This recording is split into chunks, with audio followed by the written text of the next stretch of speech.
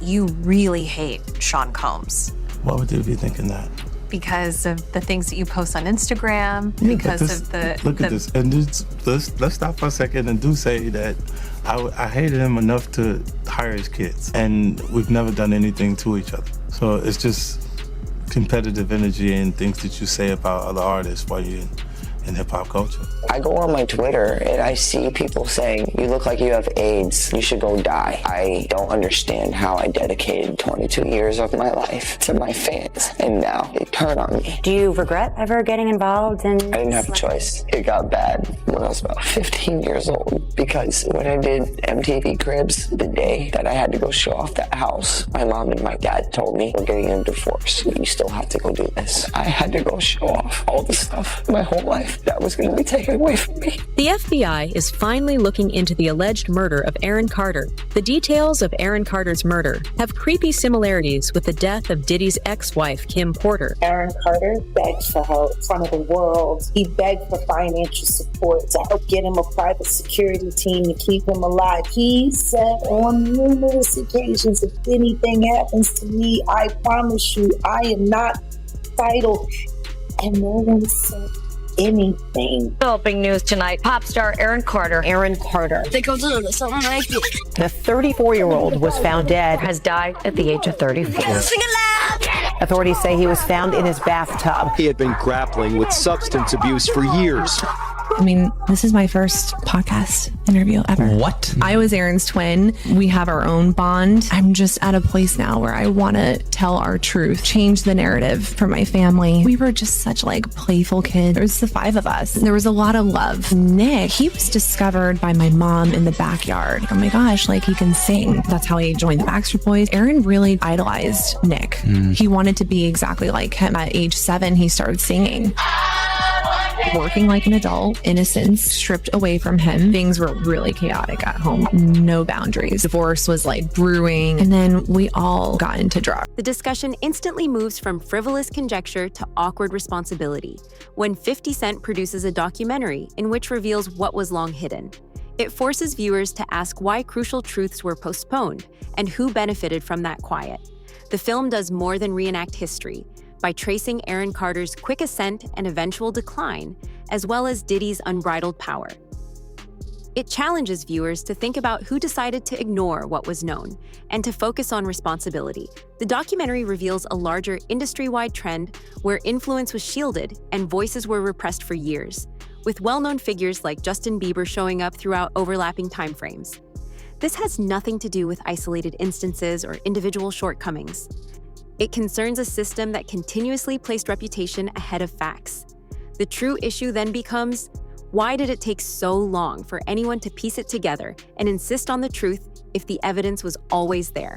Your father and losing him, and then yet earlier you acknowledged that your father had put a to your head and fired it. Sean Diddy Combs has been swimming in both criminal and civil law.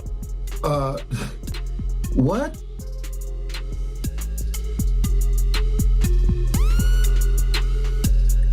Wow. Talking about a transition. Man. Ever since he got indicted, and the storm doesn't seem to be letting up anytime soon. Recently, another wave of accusations has just been leveled at him, this time a staggering 25 lawsuits alleging inappropriate relationships with younger individuals. And while the whispers about his past connections with Justin Bieber and Usher during their early careers have been making rounds in the past months, a new shocking name has entered the conversation: Aaron Carter. Aaron, who allegedly first met Diddy at just 9 years old, is now being linked to allegations that have sparked heated discussions across. 50 Cent isn't just rehashing speculations when he bases his documentary on what was purposefully kept secret. He is reassembling chronologies and exposing the covert erasure of significant events from the public consciousness. The movie uses silence itself as proof, challenging spectators to consider who controlled the narrative, why important tales were postponed, and how unbridled power persisted in growing in the background. For it all, another layer of darkness gets peeled back. Right. With the way things are unfolding for Diddy, this might just turn into the scandal of the century. Aaron Carter! I just want to make everyone happy and just love and do my music. Do you honestly think that that's the death? You know, I know who Aaron Carter is, but I don't at the same time. I forgot what it was that he actually did. But I believe he came from one of those, was it like a Disney show or something like that? I believe so. Because he has a brother, yeah. Finishing up a meth head and a crackhead, teaching my niece her first dance moves, making music on my bed. Aaron Carter was once the golden boy of pop, a wildly talented child star whose meteoric rise to fame was nothing short of remarkable. He was only 9 years old when he dropped his self-titled debut album, captivating audiences everywhere and securing his spot as one of the biggest child stars to ever grace the music industry. Carter was tipped to do great things and have a long, successful career, but as bright as his star burned, it faded just as fast. Fame at such a young age can take its toll, but there was so much more that contributed to the downfall of Aaron's career. Several insider sources have suggested that Aaron may have been a victim of manipulation and the by going over the emergence and decline of child stardom again. Aaron Carter is framed in the movie as a telling case study of prominence without protection. It's demonstrating how brilliance was praised, but assistance was lacking, rather than as a fleeting headline. Furthermore, the documentary raises a more profound question since silence is never neutral. Who stood to gain the most from that prolonged silence? Aaron, how you holding up? I'm doing good, man. You doing good? Yeah, staying strong. It's been 8 months of a lot of turmoil and back and forth. But at this point, I think that I've got it under control. I'm doing everything that I need to do, and just focusing on my music, which is I love. It's my passion, and really just taking care of my aftercare, and which consists of what? The care. You're doing what you have to do. So what does that mean to you? Basically, a lot of people in the news. There's hundreds of posts from media, and they all said, that I'm 165 pounds, and when I checked into rehab last time, I was 117. Same weight that Michael Jackson died at, actually. And 117 pounds. Yeah. I got my weight up and I kept it the whole time. I've managed to turn my life around. I'd be able to purchase houses, flip houses, be a real estate mogul, do touring after all the... So you're buying and flipping houses, huh? Yeah. And I see that this one is for sale right now. Is up for this one's up for sale. Yeah, so Christy Olympus is she's like my big sister. But she's my real estate agent. She got me to my first house, which is only like about a mile away from here. Yeah. And then flipped that one from $420 to $620, got $200,000 profit. I bought this one for Aaron Carter rose to prominence long before he could mount any meaningful defenses against a system that exploits young people and shirks responsibility. His early success and his increasing instability are contrasted in the documentary to demonstrate how access may pass for opportunity before subtly turning into dependency. It conveys a striking message. Viewers are forced to face the moment at which desire overrides responsibility and the need to safeguard is given up for success when a child's value is determined by performance, aren't dismissing warning signals as pressure rather than danger. What's going on with that? They look at the They look at the stuff. They look at this right here, bro. First and foremost, all the companies that you have, you understand, and I know some people have trust and have companies in their kid's name. This man never put anything in his name. Why? It's either his mother, his son, his kid's name and everything like that. He had 18 companies that was giving him some kind of revenue. Why is nothing really in his name? Is there some kind of tax evasion? They looking at that. You understand? You got people in the industry that's been saying for years, this man is having sex with underage. So now the federal government is looking at that like, yo, when is somebody gonna come forward? We got this information, this alleged information, but nobody's willing to come forward. Then they go on and say, yo, Shakur Stewart mysteriously dead.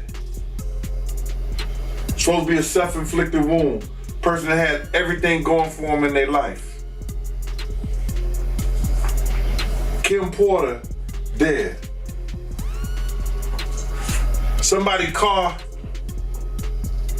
gets blown up.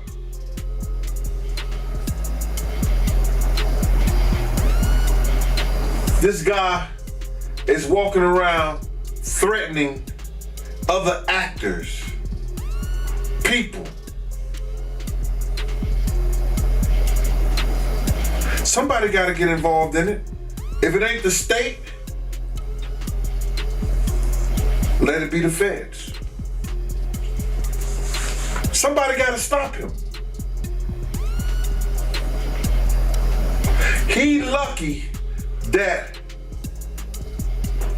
God given him the opportunity to be stopped while he's alive, didn't have to go to hell and face that shit. He got a chance to repent now, change his life.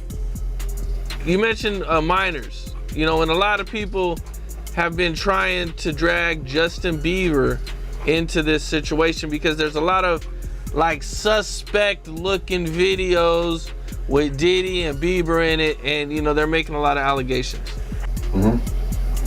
Same way they made allegations about Usher. By analyzing who was closest to decision makers and who had access to opportunities, the movie returns to the topic of proximity on many occasions, showing that influence is seldom unintentional. Diddy is shown as a constant presence interlaced via social circles, prestige, and mentoring rather than as a definitive judgment. The documentary illustrates how power often moves via unofficial networks, rather than formal agreements by mapping links rather than making direct allegations.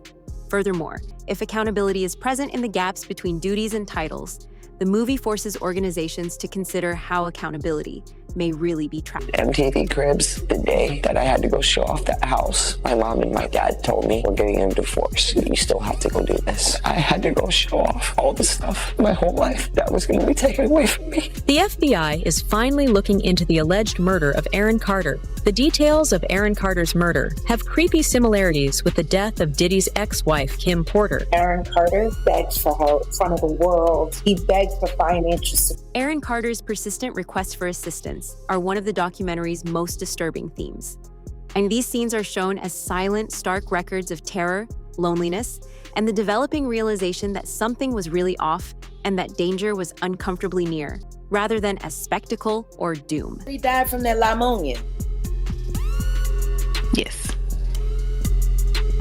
Just like Kim, just like Brittany Murphy. That pneumonia ain't no joke. Hey, every time somebody get to telling the truth about someone, whoever's been lying, they just say a little prayer and then the pneumonia comes. Real life.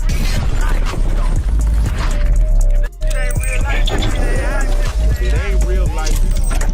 Just say real life street stars. You know what time it is. Oh no, it's all good. But Uncle Ron, Beyonce's ex-bodyguard, who threatened to expose them. Yeah, threatened to expose them. I believe in 2023. Is deceased. He's passed away. Allegedly, that's what they are saying. Allegedly, that is what they are saying. What are your thoughts on that? Well, they said he died from that pneumonia. Yes. Just like Kim, just like Brittany Murphy. That pneumonia ain't no joke.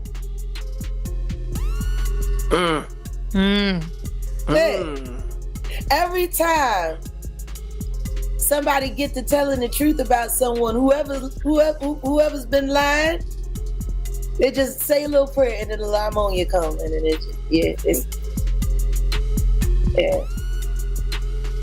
A lot of people been getting that pneumonia. I'm surprised they didn't try to say that Liam. Everyone shares the moral weight of the narrative. Platforms that viewers viewed magnified the events, but significant action never materialized. revealing a system in which millions of people might see pain without any genuine protection. The documentary poses a challenging subject in light of the widespread and obvious broadcasting of anguish. Who is really in charge of intervening and acting? But you know, he went over that balcony. But the thing is, they say he went on his own. But there's two other things that I considered as I speculate. This is all my speculation. None of this is true yet. But what if somebody told him he had to jump off? Man. What if he would have rather jumped and be tap out? Right. You know? Or maybe imminent danger was there. And it's that alleged was that only escape. Right. It's alleged that he had Tootsie. No, that's not alleged. That is a fact. There, Rook. It was found in his system in his autopsy. That's not alleged. That's crazy. The Tootsie, yeah. Yep. Jack, Liam Payne, his fall. There's a lot of alleged things they're saying that happened. On multiple levels, his fall. There's a lot of speculation. Personal life. Right. Health. What is his ties to Diddy? I mean, all of those kids from that era, even the British bands, they all partied with Diddy. I'm just...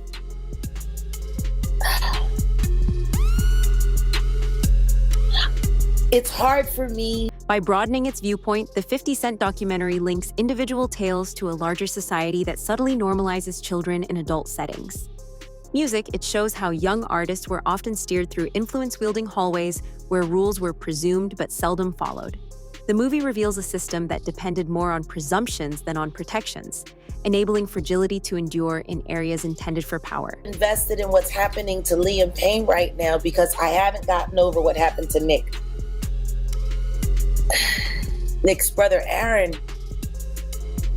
Carter. Right. A lot of people keep forgetting Aaron Carter was begging for help, begging for independent financing, begging for security. He made it very clear Sony was out to get him, just like Michael Jackson told him they would be. And right around that time, his brother had just been accused of raping one of the girls from making the band, Diddy's entity. And they were trying to make all of that go away. And Aaron called his brother out. And then the next thing you know, he said, if anything happens to me, I did not do this to myself.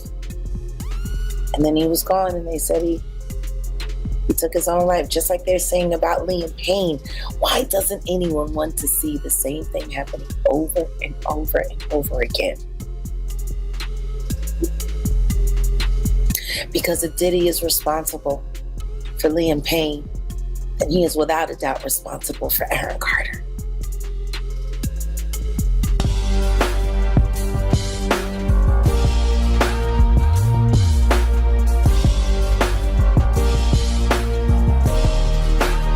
Shout out reality street stars, nigga. Move. Citations to Justin Bieber seem to illustrate a recurrent route the business has established for up-and-coming talent rather than to be accusations or comparisons. Additionally, the program challenges viewers to consider whether these phenomena can be written off as pure chance when they recur throughout generations. You know what I'm saying? It's like 150 hugs. You're a public person as well, and there was one instance in Harlem, and his reaction when those people went away. Got in the car and said, I feel like I need to wash, like I'm dirt. That was, it show you his character. Was that the reason for including it? Yeah. I mean, what's the odds that you would do that in front of the camera? Like that's one of the moments where he forgot he was on tape. How do you respond to people who say that it's more about the disdain that you have for Sean Combs than it is for giving the victims a platform? What they consider a pre-existing beef, right, for 20 years, right, is me being uncomfortable with him suggesting that he takes me shopping, or I looked at it like it was like a tester, like maybe you'll come play with me, type of thing, right?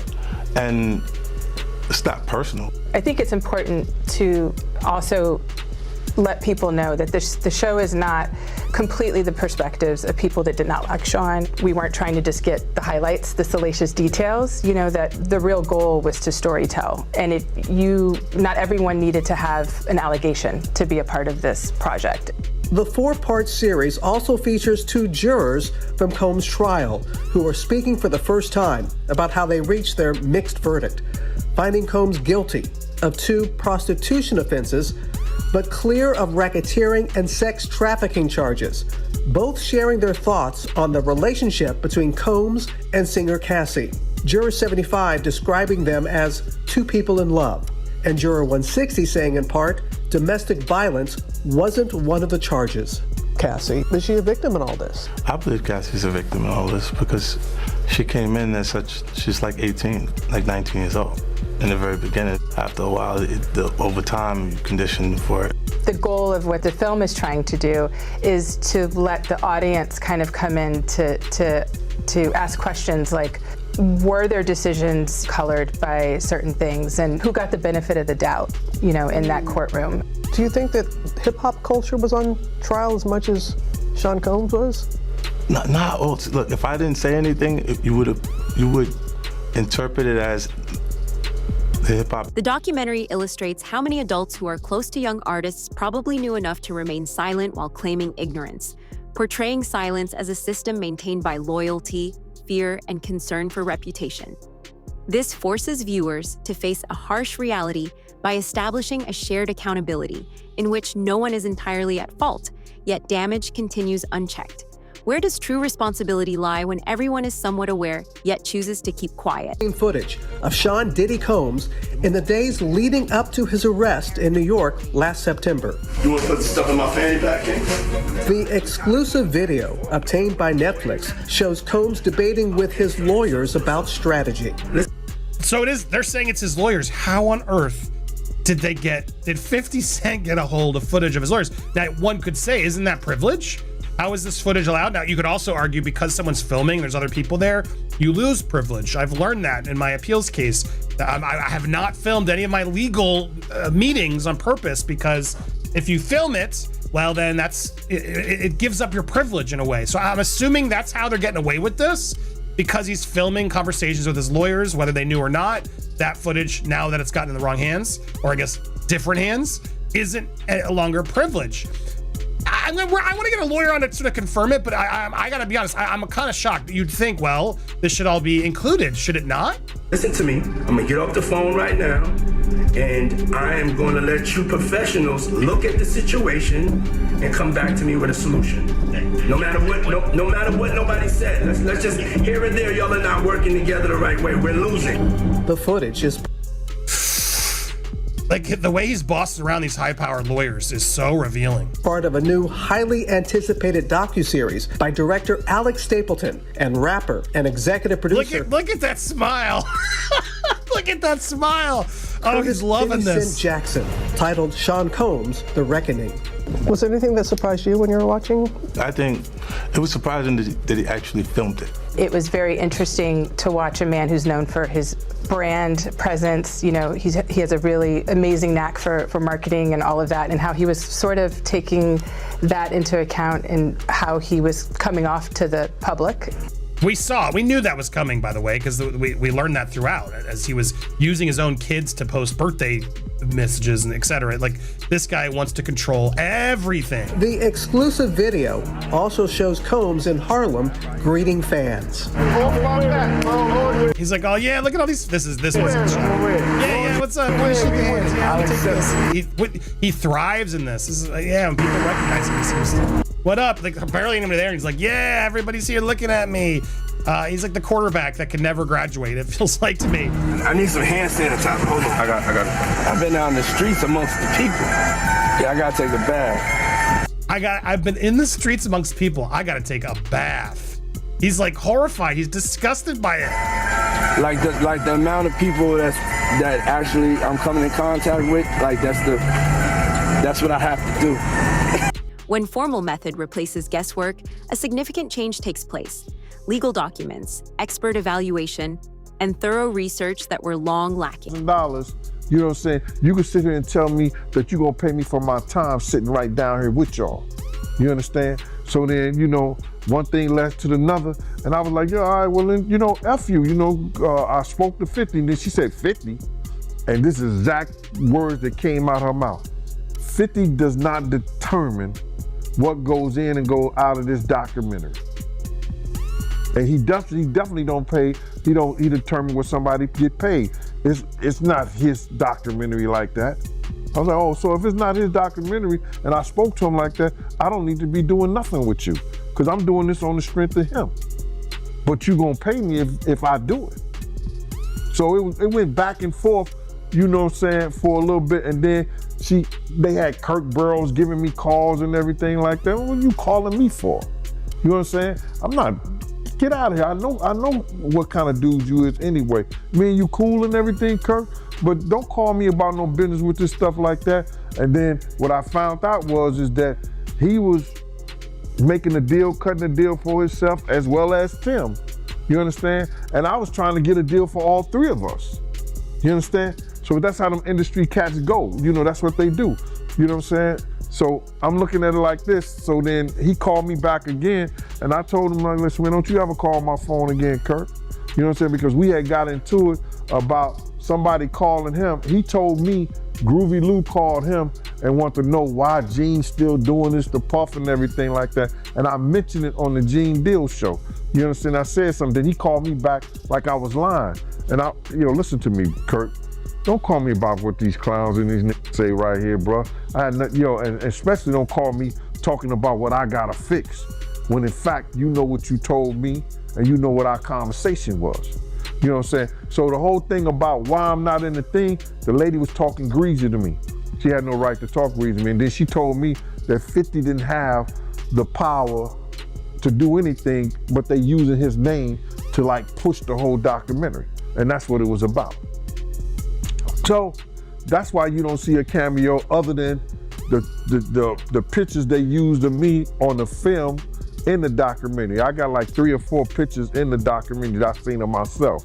You know, some people say they saw more, but I know three different times where I was certain places that you could actually see me in the documentary, and that's the only thing you're gonna get. But the stories that they told in the documentary, bruh, come on. They could have went a whole lot deeper. They could have did a whole lot more. So I ain't in the documentary because that lady that was the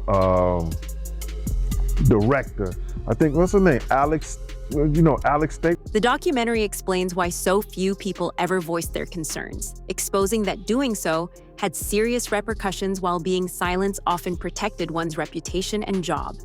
In light of this, 50 Cent stands out as an anomaly in music, prepared to take criticism and backlash in order to demand scrutiny, not out of a sense of perfect conviction, but rather out of an unwillingness to accept the reasons why responsibility was postponed for so long. I usually leave these things to the end of my interviews, but I really gotta say, rest in peace, Aaron Carter. Yeah. You actually called me the other day to break the news to me. Mm-hmm. And this is someone that we both interviewed multiple times.